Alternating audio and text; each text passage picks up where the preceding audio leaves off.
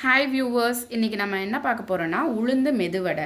அதுக்கு நம்ம என்ன பண்ணணும்னா, உளுந்து தேவையான அளவு உளுந்து எடுத்துக்கிட்டு வெள்ளை உளுந்தை அதை அரை மணி நேரத்துலேருந்து 1 மணி நேரம் ஊற வச்சு அரைச்சி எடுத்துக்கணும்.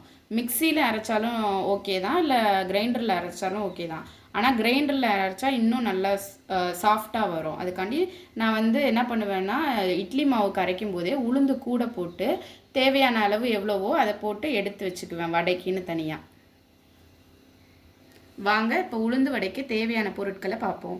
அரைத்து எடுக்கப்பட்ட உளுந்து, நறுக்கிய கொத்தமல்லி, நறுக்கிய கருவேப்பிலை, துருவிய இஞ்சி, நறுக்கிய பச்சை மிளகாய், தேவையான அளவு முழு மிளகு, நறுக்கிய வெங்காயம் மற்றும் 3 ஸ்பூன் அரிசி மாவு, 3 ஸ்பூன் சோள மாவு.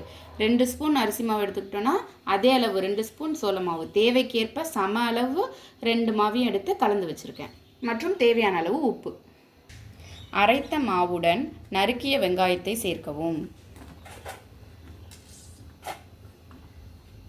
பிறகு கொத்தமல்லியை சேர்க்கவும்.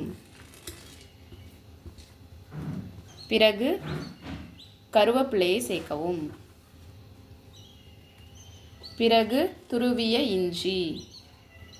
பிறகு நறுக்கிய பச்சை மிளகாய். பிறகு மிளகை சேர்க்கவும். பிறகு எடுத்து வைக்கப்பட்ட அரிசி மாவு மற்றும் சம அளவு சோள மாவு கலவையை சேர்க்கவும்.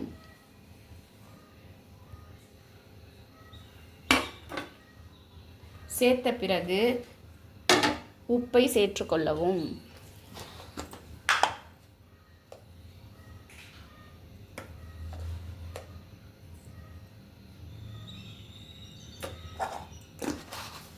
அனைத்தும் ஒன்று சேரும் அளவுக்கு கலக்கவும். இப்போ மாவு தயாராகிடுச்சு. வாங்க எப்படி செய்யலான்னு பார்க்கலாம்.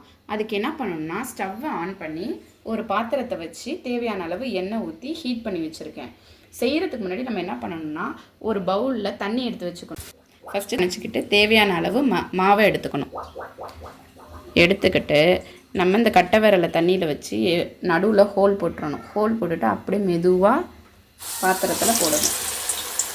இதே மாதிரி மீதி உள்ள வடையெல்லாம் அப்படியே உள்ளே போட வேண்டியதான். இப்போது போட்டதுக்கப்புறம் லைட்டாக திருப்பி விடணும். எல்லாத்தையும் திருப்பி விட்டுட்டு லைட்டாக செவந்த உடனே நம்ம எடுத்துடணும். ஏன்னா திருப்பி இதை இன்னொரு வாட்டி நம்ம காயிற எண்ணெயில் போட்டால் தான் நமக்கு அந்த கோல்டன் ப்ரௌனான வடை கிடைக்கும். அதனால் எடுத்துட்டு திருப்பி இன்னொரு வாட்டி போடுவோம். இப்போ நம்ம ஏற்கனவே செஞ்சு ஒரு வாட்டி எடுத்து வச்ச வடையை திருப்பி நல்லா சூடான எண்ணெயில் போட்டு எடுத்தால் தான் நமக்கு கிறிஸ்பியாக வரும் வடை, கோல்டன் ப்ரௌனாகவும் கிடைக்கும்.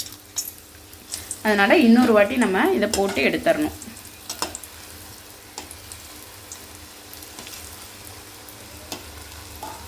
அப்போ தான் நமக்கு அந்த டீ கடையில் உள்ள மாதிரியே வரும் கிறிஸ்பியாக. இப்போ ரெடி ஆகிட்டு நம்ம எடுத்து சர்வ் பண்ண வேண்டியதுதான். Today evening snacks ready. சுட சுட உளுந்து மெது வடை, கிறிஸ்பியான வடை. இங்கே பாருங்கள், சவுண்டு கேட்குதா? பாருங்க.